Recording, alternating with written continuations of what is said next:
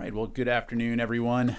Today it's my honor to welcome Deputy Assistant Secretary of Defense for Cyber Policy, Mieke Eoyang, as we make public an unclassified summary of the 2023 Department of Defense Cyber Strategy, which will be posted on the DoD website this afternoon. Secretary Eoyang will provide some opening remarks and then take some questions, which I will moderate. I would respectfully ask that you keep your questions relevant to the cyber strategy and keep your follow-ups limited to provide your colleagues a chance to ask any questions. Afterwards, the Secretary will depart the briefing room and I'll take the podium to provide some separate DoD updates and answer any questions you may have. And with that, over to you, Secretary Eoyang. Thank you, General Ryder. Good afternoon, everyone. As you mentioned, I'm Mieke Eoyang, the Deputy Assistant Secretary of Defense for Cyber Policy, and I'd like to take a few minutes to provide an overview of the Defense Department Cyber Strategy Summary being released today. This unclassified strategy represents the overarching priorities of the classified 2023 DoD Cyber Strategy, which DoD transmitted to Congress this past May. The strategy builds upon the direction set by the 2018 DoD Cyber Strategy and is informed by years of real-world experience of significant DoD cyberspace operations. It's the Department's fourth cyber strategy and represents the Secretary's vision for operationalizing the 2022 National Defense Strategy in cyberspace. It also complements the Biden administration's National Security Strategy and the National Cybersecurity Strategy, released last year. The strategy draws from our experience conducting offensive and defensive operations. It's also informed by DoD's close observation of the Russia-Ukraine war and the integration of cyber into large-scale military operations, which is to say, this is not an aspirational document. It reflects hard-won lessons and truths. As mentioned up front, this unclassified summary is intended to present the overarching priorities of the strategy and should not be considered exhaustive. The scope of this document is limited to the cyber domain. It does not establish policy for the department's operations in the information environment. I'd like to highlight the key elements of the strategy as captured in the summary. First, it identifies the People's Republic of China as the department's pacing challenge in the cyber domain and recognizes the significant threat that Russia poses in cyberspace. It also identifies other persistent threats from the Democratic People's Republic of China, Iran, transnational criminal organizations to include ransomware gangs, cyber thieves, and hacktivists. Second, it establishes the role of cyberspace operations in integrated deterrence, which is employing cyberspace operations in concert with other instruments of national power, especially in defending the homeland and ensuring the resilience of the joint force. Third, it outlines how the department will continue campaigning in cyberspace, which is the conduct of and sequencing of logically linked military initiatives intended to reinforce deterrence and frustrate adversaries. Fourth, it provides a blueprint for building enduring advantages in cyberspace, overseeing investments across the defense ecosystem. And fifth, and distinct from previous iterations of the DoD cyber strategy, this strategy commits to building the cyber capability of global allies and partners and to increase our collective resilience against cyber attack. Allies and partners are a strategic advantage that no competitor can match. Adversaries continually attempt to undermine the capabilities of our partners, and it's in our interest to strengthen the network defense of our allies and partners. This strong network of allies and partners boost our reach and capabilities and protect us in cyberspace. Finally, and importantly, the strategy emphasizes that the department will continue to collaborate with our domestic partners across the federal government to share best practices and expertise. We will deepen our relationship with private industry through voluntary and timely information sharing. In closing, as the cyber domain has grown, foreign adversaries have exploited it to identify U.S. vulnerabilities, commit espionage, steal intellectual property, violate U.S. sovereignty, and recently, to wage war. The department has long recognized the dangers inherent in the cyber domain and has maintained efforts to protect its own system. The new strategy establishes how the department, with a robust and integrated cyber capability, will operate in and through cyberspace to protect the American people and work to deter conflict where it can and prevail where it must. Thank you. Thank you, Secretary Eoyang. We'll now take some questions. First, we'll go to AP on the phone. Lita Baldor. Hi, thanks a lot. Two quick questions for you, if possible. Number one, could you tell us, in your perspective, what the key lesson learned from Ukraine and Russia's activities has been? What is the primary lesson you've learned? And then secondly, we've heard a lot for years about the shortage of cyber experts within the department and efforts to find people who you could sort of hire away while competitive companies are paying more. Can you give us a bit more detail on how deep the shortage is and whether the department is falling further behind or if this is getting any better? Thank you.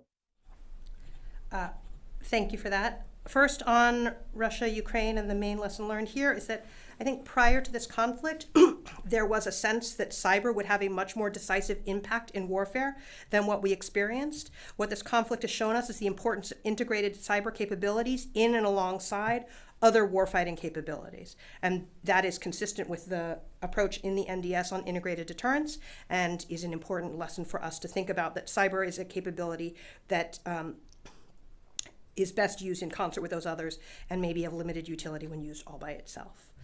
To the second question on the shortage of workforce, I'm not going to get into specifics about numbers, but it is a recognition of the department that people are essential to our capability in cyber, which is why we talk about cyber forces as the #1 critical enabler in the context of the defense cyber strategy. And our focus on making sure that we are getting the people part right is a key line of effort for us in this strategy.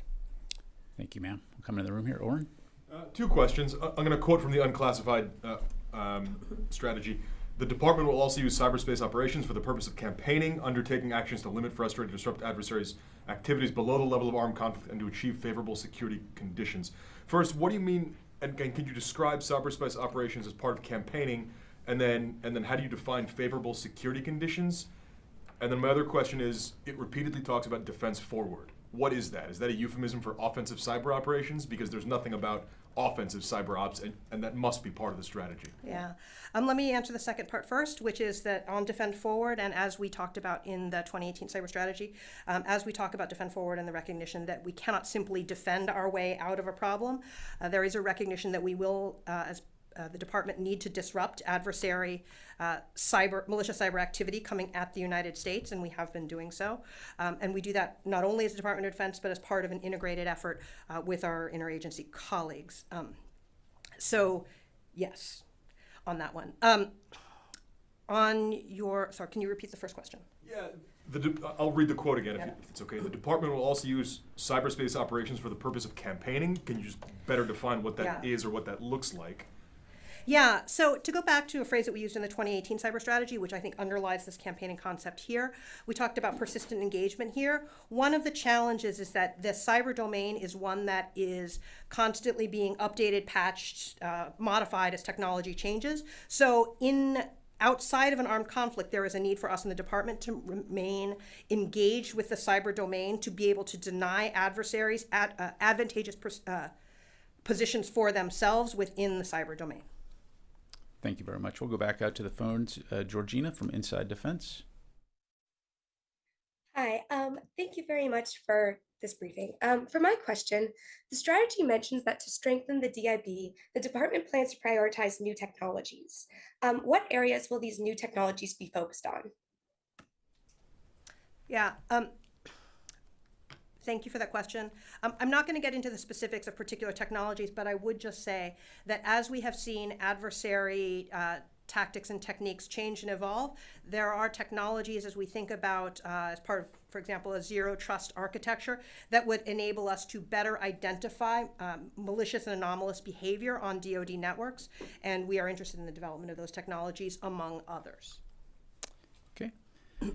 And we'll go to Mark from Defense Scoop. Hi, thanks so much for doing this. Two related questions, I believe. Through operations and observations of conflict, has DoD essentially come to the conclusion that cyber is really a tool that's best suited for the gray zone, this competition phase short of conflict? And I guess relatedly, how do you see cyber operations contributing to kinetic forces and capabilities, meeting the timing and tempo of commanders in the physical realm? I think that as this strategy identifies, this is not just a gray zone activity, that it also plays a role in conflict itself. We have seen and observed, I think as you have all reported, that there have been cyber disruptions occurring in conflict, and that those can play a role in warfighting capability, and the department intends to use them that way. I'm not going to get into specifics about particular operations. Okay, we have time for a couple more. Any in the room here? Yes, sir. Carla Munoz with Janes. Just wanted to clarify your comments about engagement with commercial companies. It would be voluntary and timely information sharing. Is that kind of the extent of it, or is there going to be more engagements and more kind of cooperation? Yeah. Thank you for the question. I think that phrase comes from a particularly important part of the defense cyber strategy, which is how we think about defending the homeland. We are recognizing that there are very sophisticated network owners and operators inside the United States. The Department of Defense's authorities are pointed outside the United States, but we can enable those network owners and operators to better defend themselves. You have seen the department engage in those efforts as part of the whole of government Shields Up activities, where we are able to provide information to the private sector about what kinds of threats they might see. You've seen the department lean into providing cybersecurity warnings for the private sector with our domestic partners, the FBI and CISA. And we continue to provide technical assistance on a voluntary basis through NSA's Cybersecurity Collaboration Center. We recognize that this model is a productive one for the Department of Defense. Okay, last two questions will go to Laura, and then onto the phone for the last question. Thank you. Thanks for doing this. Two questions quickly. One, is there going to be some kind of implementation plan released in the near future that lays out sort of the detailed goals for the cyber strategy? I know that you did that for the cyber workforce strategy as well. Yeah, that will be a something that we will have to work through in the Department of Defense. As you can tell by the lag between the classified strategy and the unclassified strategy, the process of providing something to the public may take us a little bit of time. And then secondly, what is your stance on the necessity of a cyber force? Yeah, any model the Department of Defense uses has pros and cons to it, the current model and a cyber force model. Congress has asked us to look at our model and alternative models of force generation. We are taking that report very seriously. I think it would be premature to say at this point whether or not the cyber force model is the right answer for the Department of Defense, given all that we've been able to accomplish on the current model. And I think we need to understand the implications of such a model before we were to take a position on that. Thank you. And final question will go to Alexandra, Federal News Network. Yeah, thanks. To build on the staffing, most of the ideas that it looked like were in the summary were things that we kind of heard before. Are there new ways to bring in more workers? Is there new funding? Is there enough funding for the kind of bonuses and programs that you're looking to do? Yeah, it's a really important question for us to think about how we are incentivizing the cyber workforce here, especially as we face competition from the private sector. It is part of the study that we are undertaking to be able to better understand our human capital requirements. All right. Thank you very much, ladies and gentlemen. That is all the time the Secretary has available today. Secretary Eoyang, thanks so much for joining us, man.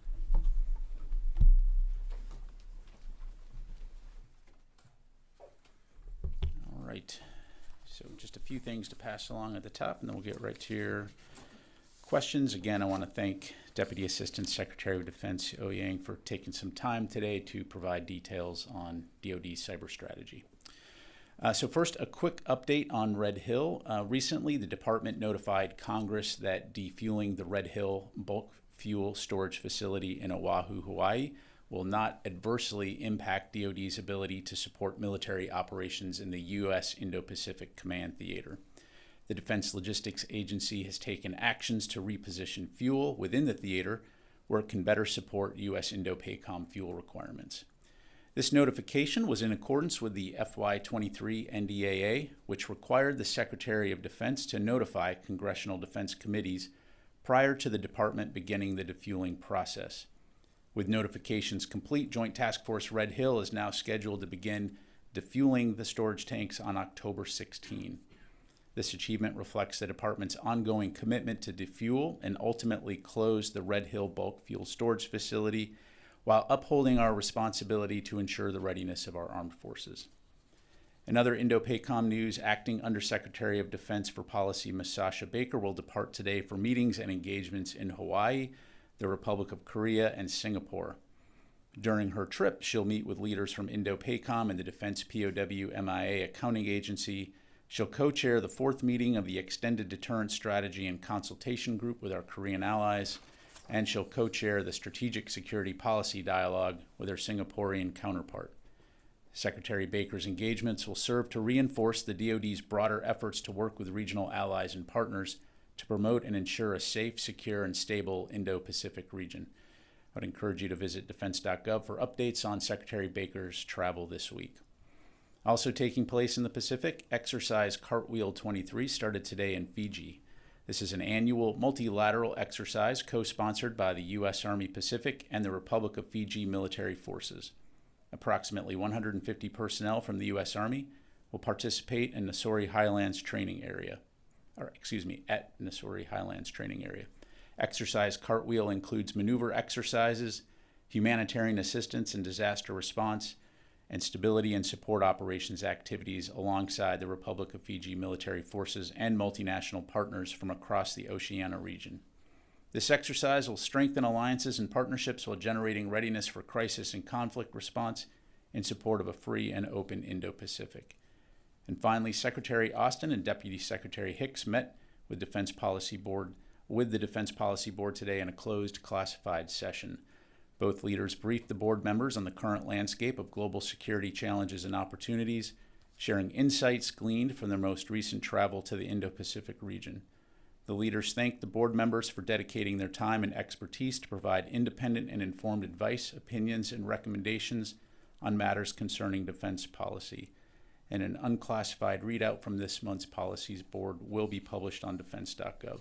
And with that, I'm happy to take your questions. We'll go first to AP, Lita Baldor. Hi, Pat. Thank you. I was wondering if the department has any new assessment on the Russia-North Korea meeting that is either about to take place or is taking place, and if there is any new assessment on whether there's been any aid exchanged at all between the two countries. Thank you. Yeah, thanks very much, Lita. I don't have any specific updates to provide other than, again, obviously, we know that a meeting is to take place. Our understanding is that this will focus on arms negotiations. And again, we would call on North Korea to meet its previous stated public commitments not to supply weapons to Russia, which will only end up prolonging the unnecessary war in Ukraine. Thank you. Go in the room here. Laura. Thank you. Just wondering if you could tell us whether the U.S. plans to send additional cluster munitions to Ukraine. Thanks, Laura. So in terms of security assistance for Ukraine, I don't have anything to announce today. Of course, when and if we do, we certainly will let you know. Thank you. Warren. Just a quick follow-up on North Korea. Do you expect Kim Jong-un specifically to meet Vladimir Putin, or is that unclear whether that meeting will Yeah, really, I'd have to refer you to the DPRK and the Russians for the details of the meeting. Just not going to have a readout to provide, sir. Matthew Murray from the Asahi Shimbun. There have been reports and speculation that a Chinese nuclear-powered submarine may have crashed in the Taiwan Strait, killing everyone on board. Could the DoD comment on such reports? I don't have any information on that. Thank you. Go to the phone here. Jeff Shogel, Task and Purpose. Thank you. If Senator Tuberville doesn't lift his hold by October 1st, the vice chairman of the Chiefs of Staff will serve as acting chairman and vice chairman. Can you talk about what are some of the real world consequences of having one person fill that role in an acting capacity? Yeah, thanks, Jeff. So, there's many implications that you've heard us talk about. I mean, depending on the position, there could be certain authorities that can only be exercised by a Senate-confirmed leader. And of course, don't forget that the Department of Defense is a organization that operates literally 24/7 around the globe. So there's both operational reasons and personnel sustainment reasons why we have deputies and vice commanders to ensure that we can effectively cover down on the multiple foxholes that we're covering at any one time. For example, the vice chairman has several roles and responsibilities in his own right, including leading the Joint Requirements Oversight Council, representing the Military and National Security Council's deputies meetings, co-chairing the Deputies Management Group, participating in the Joint Chiefs of Staff tank, as well as many other issues focused on oversight and coordination of interdepartmental groups. So if you add the duties of the chairman of the Joint Chiefs, that's a lot for one person to cover for an extended period of time. Again, this is something that we're going to stay focused on. Over the course of the summer, the Secretary and his legislative team have engaged with Senate leadership and senators on both sides of the aisle, to include Senators McConnell and Schumer. In addition, the department continues to engage Senator Tuberville's office and recently had a meeting with his staff on this topic. Now that the August recess is over, Secretary Austin continues to lean hard into this and plans to conduct additional calls with senators this week, and will continue to speak out and urge Senator Tuberville to lift his holds that are putting our readiness and our national security at risk. Thank you. All right, come back in the room. Yes, sir. Thank you, General. General, I have two questions. The first one regarding to the Libya flood. Does the officials there ask the DOD for any kind of help, and does the DOD willing to assist Libya in this flooding that's, too many people are being dying? Yeah, certainly a terrible situation in Libya. We have not been asked for any support from Libya. Of course, we'll continue to monitor the situation there. Question. Yesterday, we heard from the State Department that Secretary Blinken will host his Chinese counterpart before the end of this year, maybe. So could we expect same thing happen here in DOD between Secretary Austin and his Chinese counterpart? And how do you describe the relations, military to military, between DOD and the Chinese? And does the communications channels still exist between two armies? Thank you. Yeah, sure. So as it pertains to a potential meeting, I don't have anything to announce. As you know, we have and continue to keep the offer on the table in terms of communicating between Secretary Austin and his counterpart. And for all the reasons that we've talked about, to try to ensure that we prevent any type of miscalculation, and militaries the size of ours have a responsibility to ensure those open lines of communication. But as it relates to doing that, of course, we will continue to make those efforts. From our perspective, there's nothing preventing that from happening. Now, to answer your other question, is there open channels of communication? Yes, at multiple levels. However, of course, we think that it's important to maintain communication at all levels, to include the highest levels of our militaries. Thank you very much. We go to Mike. Yes, sir. Thanks, Pat. Let's stick with the Senator Tuberville issue for a second. Despite your football analogies and the chastisement from his fellow Republicans, like Representative McCall from Texas, Senator Tuberville doesn't look like he's going to budge as early. I mean, he said that like today, I think.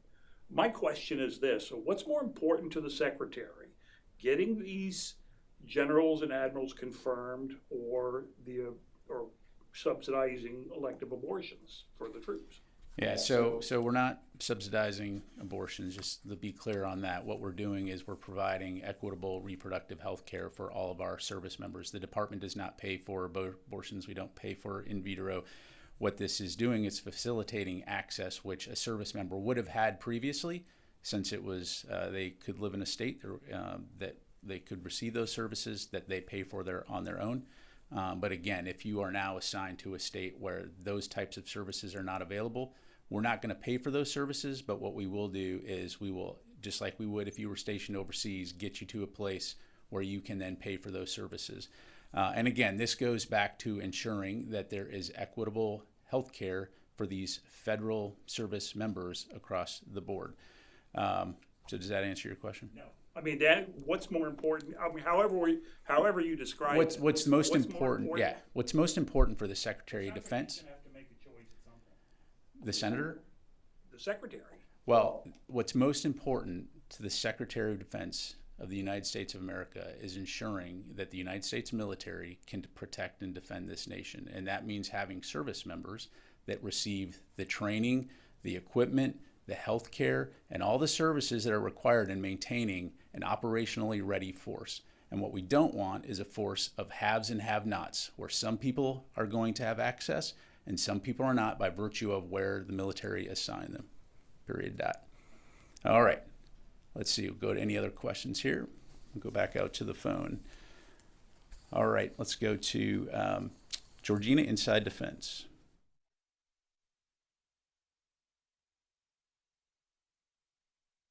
Chris?